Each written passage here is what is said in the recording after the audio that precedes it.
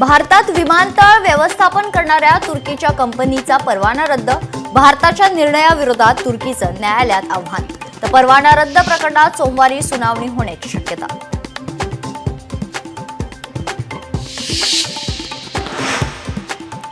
शरद पवारांच्या राष्ट्रवादीत बैठकांचे सत्र सुरूच. 27 मेला विद्यमान आमदार आणि खासदारांची बैठक होणार.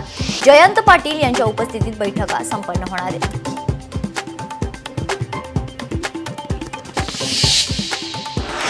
कराडच्या पाटण कृषी उत्पन्न बाजार समितीतील अपहार प्रकरणी सचिव हरीश बंडू सूर्यवंशीच्या कोठडीत वाढ.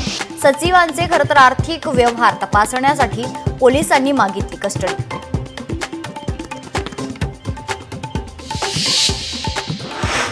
लातूर शहरात मनसे कार्यकर्ते आक्रमक. मनसेच्या कार्यकर्त्यांकडून शाळेची तोडफोड. मान्यता नसलेल्या शाळा बंद करण्याची मनसेची मागणी.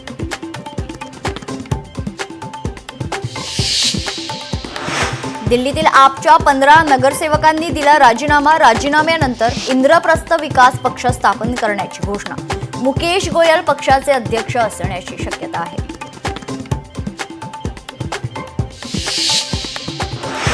अजित पवार उद्या मुंबई गोवा महामार्गाची पाहणी करणार. माणगाव इंदापूर रखडलेल्या बायपास मार्गाचा आढावा घेणार. तर खासदार सुनील तटकरे यांची माहिती.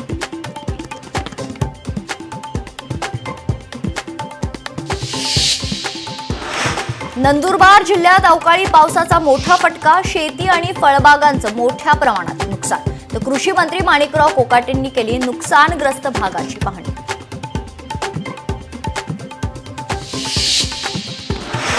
अहिल्यानगरमध्ये 3 जून पर्यंत ड्रोन आणि मानवरहित हवाई यंत्र उडवण्यास बंदी. राष्ट्रीय सुरक्षा आणि सार्वजनिक शांततेस धोका टाळण्यासाठी जिल्हाधिकाऱ्यांना आदेश.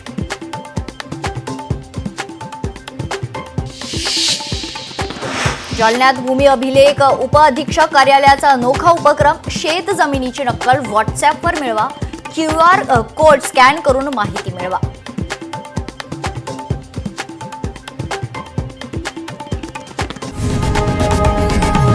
लोकशाही मराठी ऐका, पहा, जागरूक रहा.